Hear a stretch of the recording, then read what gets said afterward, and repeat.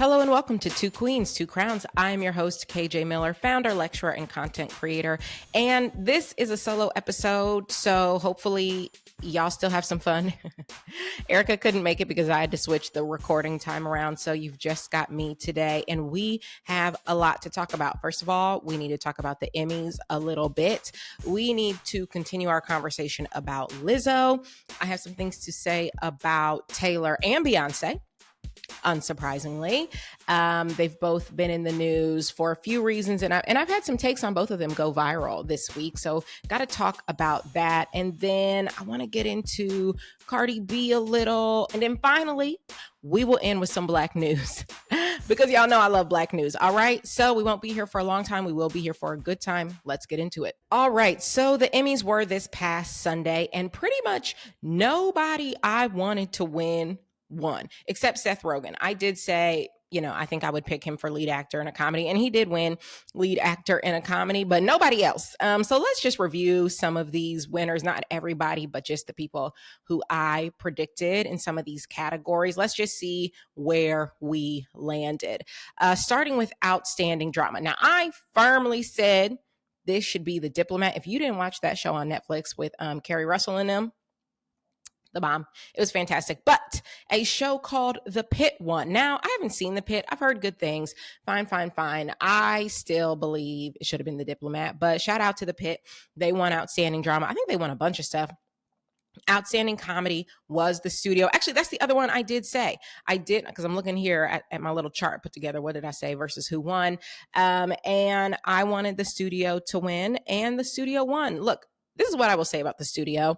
It's very much giving inside baseball, and I have heard from the people I know in Hollywood that Hollywood loves to award Hollywood for talking about Hollywood. They just love it. And so I think this was predicted to get a lot of awards, but I think it was well done inside baseball because it still was funny. It wasn't just funny. You didn't have to be an insider to find it funny. I'm sure it was funnier if you are an insider. Like, I'm sure there are jokes that would have killed if I had spent more time on a set. And by more time, I mean any time. I've never been on a set. But even as someone who is not in Hollywood, is not in that world, there were multiple episodes that I found to be quite hilarious. And it was just kind of like a cool insider look at how some of these things work. Obviously, it was farcical in a lot of ways, but I thought it was well done. So shout out to The Studio for winning outstanding comedy. Then outstanding variety special. I wish I could roll my eyes harder. I'm about to roll my eyes as hard as I can, and I wish I could roll them harder. It should have been Beyoncé Bowl. But y'all gave it to SNL 50, the anniversary special. I'm sorry. That special was too long and not that funny. And part of the reason it wasn't that funny, and mind you, did I watch the full 4 hours or whatever the hell? No, but I watched a lot of the clips, like a lot of the sketches, probably most of the sketches. And part of the reason to me it wasn't that funny was because they were trying to fit so many celebrities in. Not all of these celebrities have the comedic gift, okay?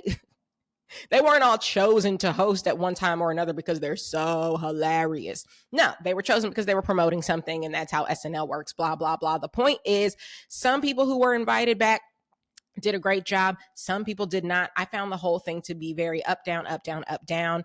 Whereas Beyoncé Bowl, the full 13 minutes, it was a tight 13 minutes, and all of it was perfect. So it should have won, and the only other contender should have been Kendrick Lamar at the Super Bowl. The fact that it was SNL, boo, tomatoes.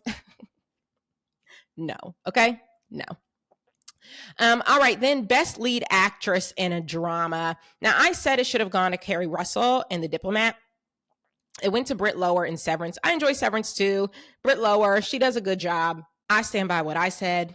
It should have been Kerry Russell. Kerry was just, she really was giving that like unaffected, I'm kind of a cool girl, but also I'm messy. I don't know how to dress, and I don't brush my hair.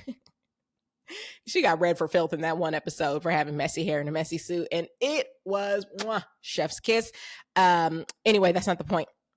The point is, I thought Kerry Russell was brilliant, but Britt Lower, fine. I'm not mad at that. All right, best lead actor. Now, this went to Noah Wyle, or is it pronounced Wiley? We'll never know. But it went to him for the Pitt. Again, I haven't seen the Pitt, but I feel like I like him. Something about him. I really hope he's not problematic in real life. I don't know anything about him. Something about his face looks very kind, very warm, very welcoming. So when I see him, like when I saw that he won, I was like, okay, I think I like that. I'm not that mad. I had been rooting for Sterling K. Brown. He's in a show called The Paradise, which I also didn't see, but I am rooting for everybody Black generally. And I have heard that he was great in it. So that's who I was rooting for. But I'm sure Noah Wyle was lovely. Like I said, he has a kind face. So I'm not that mad. Let's get into the next one. Lead actress in a comedy. Again, I have to roll my eyes because how many times has Jean Smart won? How many times? I feel like I have seen her up at that podium 11 times. It's too many times. She's won plenty of Emmys. It should have gone to my girl, Uzo Aduba. Uzo was that show. What was that show called? The Residents.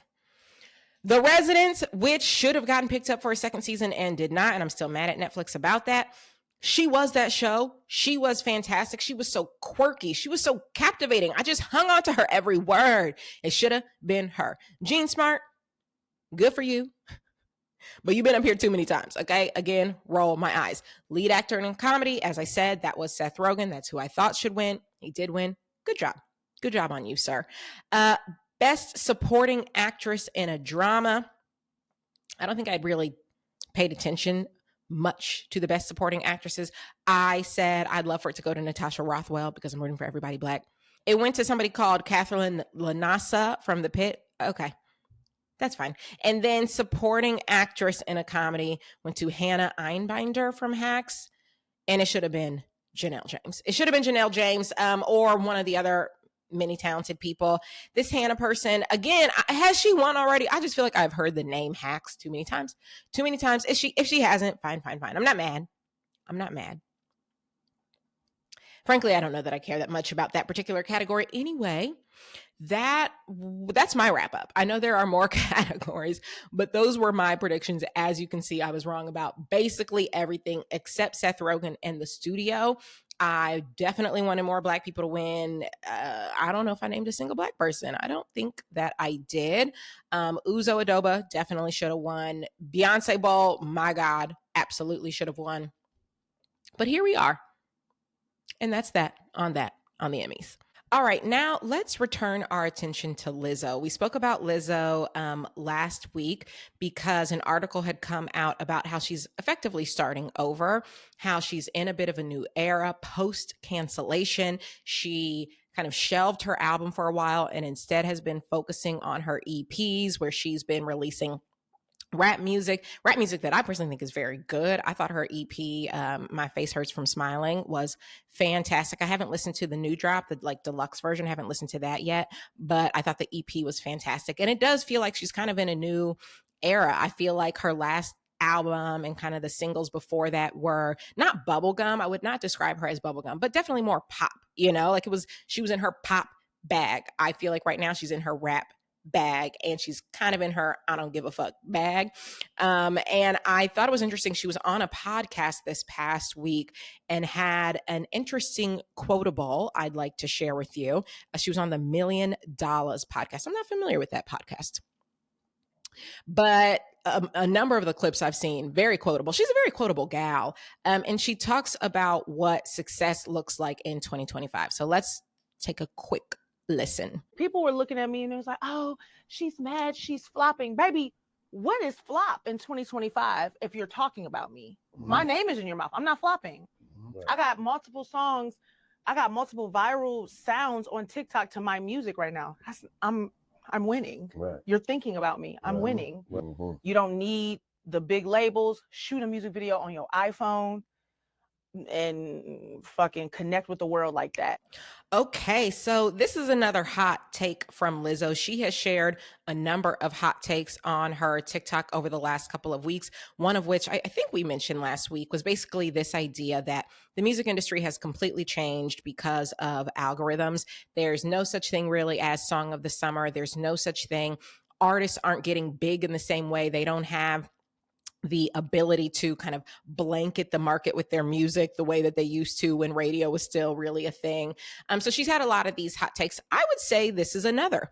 She's effectively saying, maybe my songs aren't in the top 10, but I have multiple viral sounds on TikTok. And she did, I don't know which one of hers is trending right now. I'm sure there is one, but I know when she dropped that La Boo Boo, La Foo Foo remix, Wham Whammy, like when she dropped that remix, oh, that was all over my FYP. And there was another song from that same EP that was also all over my FYP. So yes, she definitely this year has had multiple viral sounds. And she's basically saying like, okay, my song isn't at the top of the charts, but y'all are talking about me. My sounds are viral. Here I am on this podcast. My name is in your mouth. What does it mean to flop in 2025? It can't be the same thing we call it, 10 years ago if the industry doesn't look the same as it does 10 years ago. Yes, 10 years ago, if my song wasn't in the top 10, you might be able to call me a flop. Today, if I'm viral on TikTok and I'm still in everybody's mouth, can you call me a flop? The real measure, though, here's what I will say to that. I think that's an interesting concept. Viral sounds on TikTok, as far as I know, don't pay the bills. I think viral songs on TikTok help your song move up the charts, which is why there are so many record labels so focused on getting their artists to trend on TikTok, because it helps songs move up the charts and ostensibly helps artists sell tickets to tours. So there is supposed to be a monetary end of the rainbow for going viral on TikTok. And I think that's what I would say in response to this idea. I think Lizzo is absolutely right that flopping in 2025 doesn't look the same as flopping in 2015 or 2005.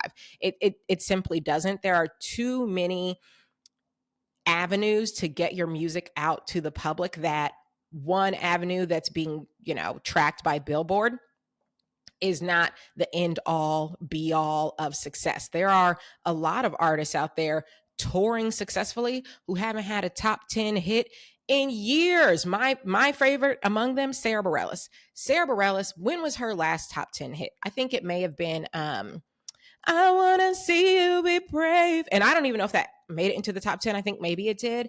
That was so long ago. That was like 2012. Okay. She has not really had like a radio hit since then. And yet my girl has been releasing albums that her fans love. She has been touring for years. Like the next time she announces a tour, guess who will be there? Me. I don't care that she's not on somebody's chart, right? So I think that Lizzo is correct in saying the way we used to think about is someone a flop or not is not the way we think about it now. That is correct. But the addendum I personally would add is I do think having your name in people's mouths and trending on TikTok isn't enough. The end goal still has to be people listening to your music, buying your tickets, streaming the songs. That still has to be the end goal. Even if the goal isn't for it to, enough people to be streaming that you're in the top 10, I can agree there. You don't have to be in the top 10, but you do need like a real core group of people listening to your music and buying your tickets. And with Lizzo, I think the question still remains, is that going to happen? Because we don't have another album for her. We don't have a tour announcement from her. We have an EP. We now have a deluxe version of that EP. And that's what we've got. So I am curious, because she was supposed to have dropped her album by this point. As you know, she released a couple singles for the album and then shelved it. I would imagine the plan was to release the album and then announce a tour. So my question is she going to go on tour? Is she going to tour with this EP? I imagine if she were going to do it, she would do it in a limited way. I don't think she would announce like a 50 city tour. She might do, like a Beyonce and give us 10, 12 cities, call it a day. But like, is she going to do that? I think that's my next question. Or, is she right now fine with, I have an EP, I've got some viral sounds on TikTok, I'm doing these podcasts, I'm showing up on Kelly Clarkson, people are still talking about me, people are still interested in me. For now, that's enough. I'm curious. I'm a Lizzo fan. I've said it before. I'll say it again. I think she's extremely talented. I did not cancel her when the world was canceling her. I found those accusations to be, they weren't not credible. I'm not saying they weren't credible. To me, it felt like what they really amounted to was Lizzo being a bad boss, not Lizzo being a bad person. So for me, I was not willing to cancel her over that. I have been a bad boss before. I don't think I've been a terrible boss. I've certainly never taken any of my employees to the strip club. But the point is, like, I can have empathy for that. So for me, Lizzo was never canceled. I've always enjoyed her music. I enjoyed the pop. I enjoy the rap. I'm rooting for her. So the question for me is, what's next? Where is this headed? Because while I think the viral sounds and us talking about her, I do think that matters. There's got to be an end goal of the music. At the end of the day, the music, the albums, that's what determines your longevity as an artist. And I think it remains to be seen, like, what the next step is for Lizzo, but I'm excited to see it. And that brings me to the part of the episode I am most nervous about, because whenever I talk about this subject, people, oh my God, people get so mad. People get the trolls come out from every corner of the earth.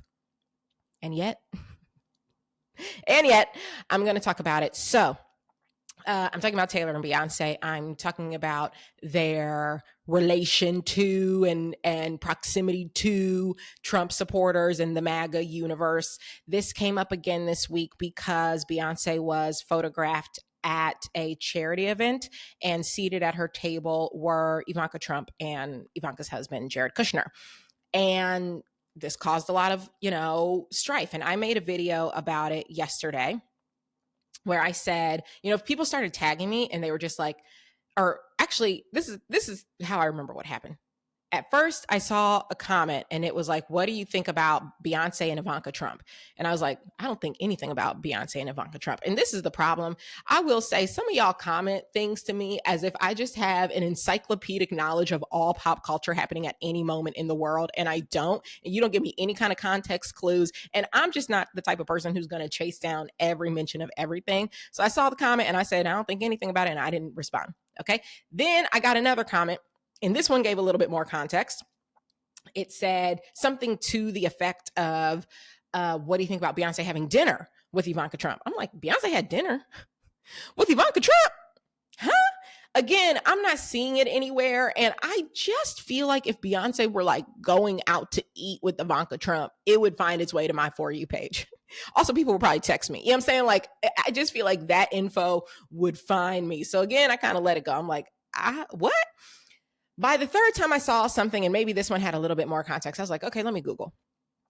Or not even Google. I think I just looked in TikTok, like Beyonce, Ivanka. What comes up is a photo of, I guess, Ivanka Trump, because it's her. You can see Beyonce's face, but Ivanka's head is to the camera. So, I'm like, okay, I guess that's Ivanka Trump. And I guess they're at some dinner, I think the TikTok I saw said like charity dinner, Beyonce seated at the same table with Ivanka. So now I'm like, oh, okay. I guess I've pieced it together. They were both at a charity event seated at the same table, which for me did not rise to the level of being worth commentary.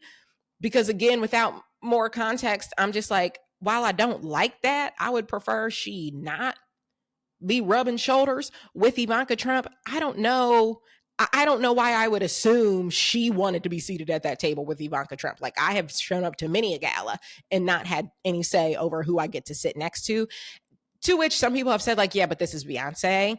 Like, she obviously gets to get say. And I'm like, does she obviously get a say? Like, maybe y'all know more about Beyonce than I do. I don't know if she obviously gets a say. So at this point, I'm like, yeah, I don't like this. I certainly don't like the optics of this, but doesn't really rise to a reason for me to say anything. But then I was like, but let me just Google. You know what? Let me get out of TikTok, because clearly no one here wants to give me any context. Let me hop over to Google and just figure out what the fuck is happening. This is where I learned that this charity event fundraiser was actually being hosted by a nonprofit that Jay-Z is one of the co-founders for. It's called Reform Alliance. I believe they like work on behalf of giving more options to people who've made it through the prison system, helping them like effectively reform their lives. Okay. That's the charity. This is, I think, the second time they've put on this annual like casino night and gala. From what I read, they raised a lot of money for a very good cause, like $20 million that night. Great, great, great. The important thing here is Jay-Z's one of the co-founders. Okay, so if Jay-Z's one of the co-founders of the organization putting on the event, there is good reason to believe he knew Ivanka and them were going to be at the table. He knew it. He approved it, right? There's good reason to believe that. And that, therefore, does change my feeling on whether or not it's worth adding my personal commentary to, because I think it's problematic. And I think it's problematic for the same reason I said it was problematic when Taylor was popping up and posing for photos with known Trump supporters. I think it normalizes this administration, the hate coming from this administration, the inhumanity coming from this administration, the straight up fascism coming from this administration. It normalizes it when anyone who voted for him can take a photo with and be seated with and hobnob with a Taylor or a Beyonce. And I know all of the things people are going to say. Believe me, they have been said in my comments. Whatever it is you're about to tip type in the comments right now, I promise you someone has already said it. And I promise you I have already considered it. I know that it is unrealistic for anyone to never interact with a Trump supporter. I do know that. I also know that like in the circles that Taylor and Beyonce are running in, they are going to come across people who voted for Donald Trump. Like I am not expecting anyone to shield themselves completely from any other person who voted for Donald Trump. I also know the argument that like, how are we supposed to change hearts and minds if we isolate ourselves from them? All of that. I get all of that. I agree with all of that. My point isn't you should never see a Trump supporter. My point isn't you should never interact with a Trump supporter. I don't think that's realistic. My point is you should not be using your platform, whatever that platform is, to help normalize what this administration is doing, because it is not normal. It is hate-filled. It is misogynistic. It is based on white supremacist principles. It is racist. It is homophobic. It is terrible in pretty much every way imaginable. And we need to keep saying that so that people don't start thinking, oh, this is just normal. This is just politics. It's not just politics. And my point is, when you've got a platform like Taylor does, like Beyonce does, you need to be very guarded and discerning with that platform. And so when Taylor is gleefully posing in photos with Brittany Mahomes and bussing with the boys and everybody else who we know supports Trump, I think that is detrimental. When Beyonce is seen seated at a charity gala with Ivanka Trump, that to me makes it look like, oh, there's nothing wrong with hobnobbing with Ivanka Trump casually. That to me is problematic. It just is. Now, does that mean I no longer support these women? No. Does that mean I'm not going to be listening to The Life of a Showgirl? No. Does that mean I'm not going to be listening to Act 3? Be serious. I am simply saying I do think it's problematic. I did call it out when I believed it was problematic for Taylor Swift. And now I'm doing the thing that so many Taylor Swift supporters came into my comments and yelled at me because they said, if you're going to call out Taylor, why aren't you calling out Beyonce? To which I said, because I haven't seen Beyonce do the same thing. Well, now I've seen it and I've called it out. Okay. And it's not actually the same thing, but I don't really want to get into the details of it because I think it's problematic for the same reason. It's not the exact same thing. I think it's problematic for the same reason. And that reason is normalizing this bullshit administration and the terrible atrocities they are committing. Okay? Again, whatever it is you're about to say, I promise you I've heard it, and I am okay if you disagree with me. I'm okay if you don't think it's problematic. I'm not saying everyone has to think it's problematic. That's what I think. I think it's problematic. I wish that both of them would be more discerning about the optics of this and and not let themselves be in these positions where they are being photographed with these people. That's what I think. I am perfectly fine if you disagree, but don't be rude because you will get blocked. Okay, and that is that on that. Let's move on. I do want to talk about Cardi B because she has announced two things. One, she's announced a bunch of people who are going to be featured on her album. And two, she's announced that she is going on tour. So let's talk about the first one first.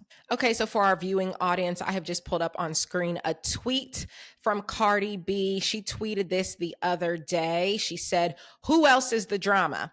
And then she has an image where she lists all the people featured on her album, which includes Janet Jackson, Gag, Kalani, Lizzo, Megan Thee Stallion, Selena Gomez, eyebrow raise, Summer Walker, and Tyla. Okay, so that is a stacked list, the most important of which obviously being Janet Jackson. Janet Jackson, when was the last time Janet Jackson featured on somebody's album? Truly, when? I can't name it. Can you name it? That name gagged me. Of all the people, if you ask me, who do I think is going to be on Cardi's album? I'm pretty sure I would have named Meg Thee Stallion. I may have named Lizzo. Janet Jackson never would have even entered my mind. I'm so excited. I'm so excited for that. Of all the things she could have told me to get me excited for this album, Janet Jackson being on the album is the best one. It's the best one. So Cardi, don't let me down. Don't let me down. Don't have that song be on some imaginary players nonsense. I'm sorry. That song, like I said, I enjoy that you took a risk. I don't want to hear it ever again. And I don't want the song with Janet to be anything like that. I'm sorry. Okay. But I'm very, very excited for that. By the way, her album drops September 19th. Oh my God. Today is September 17th. Okay. It drops in 2 days. And y'all are going to hear this on Thursday, the 18th. So you will have 24 hours. And then this album will be out. Okay. All right. I'm very excited for that. Kalani, great. I'm not a huge Kalani fan, but she seems fine. Lizzo, I am excited for that because Lizzo has really been in her rap bag. I hope she's giving us some bars with a Z. Megan Thee Stallion, always love when Meg and Cardi are together. I think that's going to be fantastic. Selena Gomez. Ooh, like I said, this one's an eyebrow raise for me. Now, I do not dislike Selena Gomez. Not at all. Selena Gomez seems very kind, very warm. I just personally have never been what I would call a fan of her music. You know, her music for me has always existed kind of over there. You know, it's like I know it exists. If I hear it, some of the songs I'll recognize. I need to love you, love me. I'll recognize it. I might even hum along, but it's never risen to the level of, oh, I'm very excited to hear this song. Not one single song of hers has ever risen to the level of excitement for me. And of all the pop girls that Cardi could have put on this album, I will say I'm a bit befuddled. Now, look, Cardi has a vision. So maybe it's going to come together. Maybe the vision is going to come together. For me right now, I'm befuddled, but I'm not hating. I am not hating. It really could come together and be a banger, because I will say, what's that one song of Selena's that is a banger to me? I love you like a love song, baby. That one's a banger. And so maybe if she's giving that and then Cardi's giving Cardi, I don't know. Maybe it can make magic. I don't know. My eyebrow's still raised, but we'll see. Summer Walker, cool, a vibe. Tyla, good for Tyla. As I have spoken about, I think on this show, Tyla's been in some hot water with the Black community. And, Cardi has been in some hot water with the Black community before as well. So maybe they are bringing their light-skinned selves together. Light-skinned, ambiguous race. No, they're not ambiguous race. I think we know what race they both are. But, they both have had some run-ins with the Black American community, I should say. So maybe they're coming together and, somehow this will heal us all. We'll see. I like this list. I do like this list. It feels eclectic for sure. It feels like we've got, some true rappers. Okay. We've got Meg being on here, excites me. We've got an icon, Janet Jackson. This is a good list. Very smart of her to put out this list. And I like that she phrased it, who else is the drama? I do like that. Well done, Cardi. I'm excited. I will say I am more excited now than I was before I saw this for your album. So I think, well done. All right, let's move on to Black news. I don't know if I'll ever say that without laughing. Black news. Now, I actually think this news has penetrated outside of the Black community. I have now seen a whole lot of people with takes, some that I'm kind of raising my eye at, like maybe you should have left this with us, okay, the Blacks.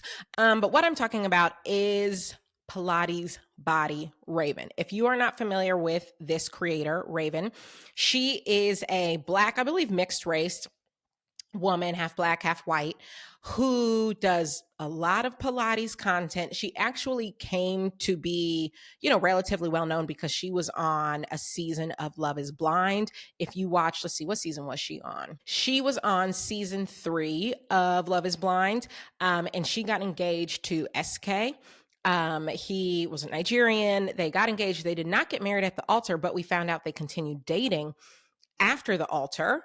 And she was in love, blah, blah, blah. But then she found out that he had been cheating on her basically the whole time. And the whole thing exploded. It was all very, very sad. And I think we were all very team Raven at the time. And since then, her focus has been on her Pilates content. She's a Pilates instructor. I don't follow her. However, whenever her content would come across my feed, I always was like, oh, cute, cool. She's doing it. She's doing her thing. And I think she recently found love. I feel like I remember seeing a post that she had found a boyfriend, maybe even a fiance. I don't know. I'm just giving you that context so you know who the hell I'm talking about. All right. Well, unfortunately, she recently went on TikTok and said she had a hot take when it comes to Pilates. And I'm going to try and play it for you. She's deleted the video. I'm going to see if I can find like a good, clean screen recorded version of it. All right, I think I found one. Here we go. It's going to be an extremely hot take for my Pilates girls. I've seen a lot of commentary surrounding Pilates and proximity to whiteness, as well as disrupting the Pilates space in order to create more diversity and inclusivity. As someone whose entire purpose of my business, my brand goals is about providing accessible and affordable Pilates to a diverse demographic of women. That is what I started all of this on. So let's talk about it. What are some words that you think about when you think of like a really nice designer brand? I think of legacy, think about craftsmanship. I know a lot of the products are probably like handmade. People check them over and over again to make sure the quality is there, okay? The design is there. And that's why we pay top dollar, we pay our top coins for these designer items, right? Like you would never walk into Bottega and be like, where's the diversity? Where's the accessibility? Babe, there is no accessibility. This is Bottega, okay? I want you to think the same way about Pilates. And I know a lot of us who've just gotten into this, or maybe we're new instructors, we haven't been trained. Pilates is a legacy, okay? People have worked generations to preserve this method of exercise. To even just training an instructor classically through a good program takes 500 hours minimum, okay? Nothing about Pilates is giving cheap. That's why things like Legree and Solid Core are more successful, right? They took away a little bit of the craftsmanship of the reformer and turned it into a mega former. Now I are a little bit less experience in training out of instructors. That's okay because now more people can do it, all right? And just to be clear, I am all for the accessibility of Pilates, but I do want some of the Pilates newbies to think a little bit more critically before we come on here talking about Oh, okay.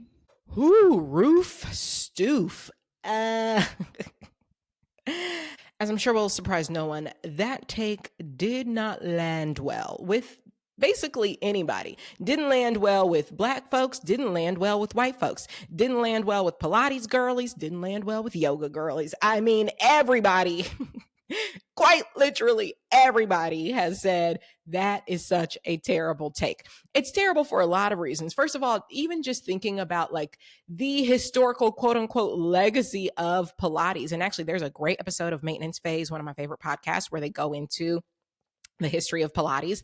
It was started by Joseph Pilates as a way to effectively like rehab injured soldiers and people in an internment camp, and also to maintain strength and flexibility sort of throughout your life. It was not meant to be some super exclusive, super expensive thing, not as he was coming up with it, right? Like, and so even and I'm very much giving you like a bastardized version of the history. I recommend that podcast or even Google, okay?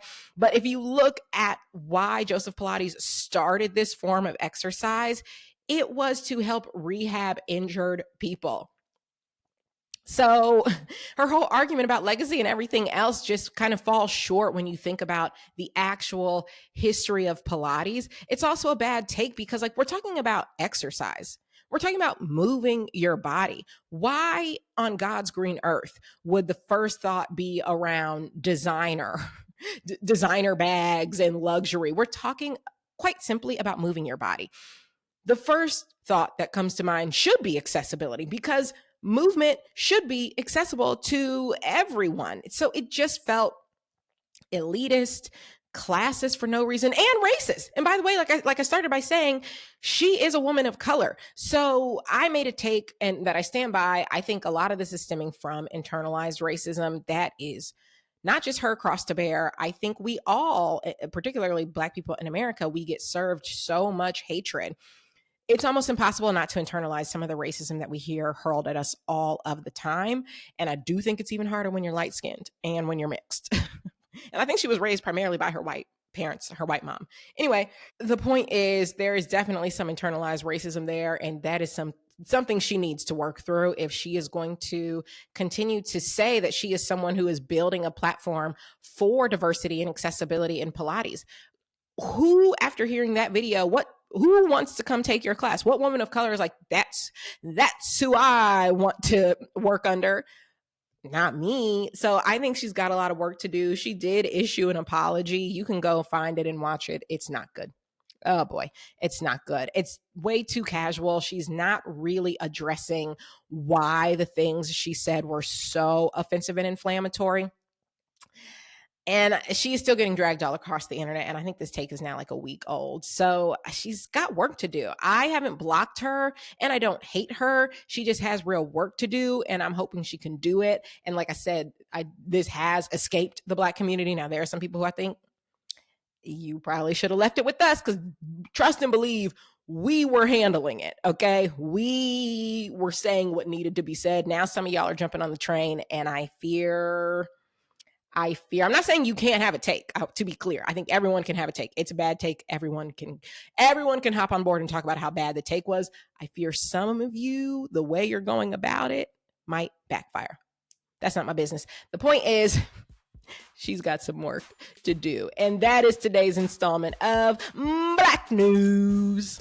And that is it for today. I hope you love this episode and every episode. If you haven't subscribed to our bonus content yet, I encourage you to do it. You get a bonus episode every single month. And I would love for you to follow me on my personal socials. I am _KJ Miller on TikTok and KJ Miller on IG. And of course, be sure to check out Two Queens, Two Crowns on YouTube and on TikTok. I'll see you next time.